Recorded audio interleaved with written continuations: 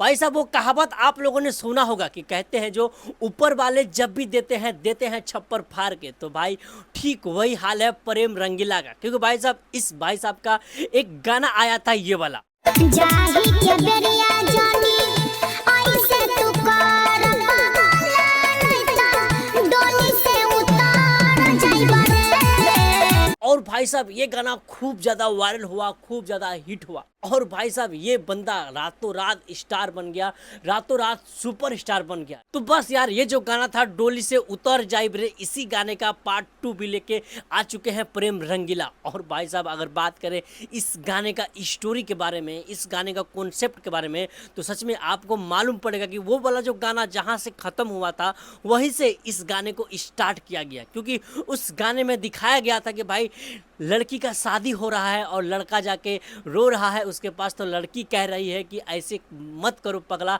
नहीं तो हम डोली से उतर जाएंगे। तो भाई साहब इस गाने में वहीं से कंटिन्यू किया गया है और वहीं से आगे का कहानी बताया गया है कि किस तरह लड़की को सताते हैं, उस लड़के का याद किस तरह उस लड़की को, उस लड़के की कमी खल रही है।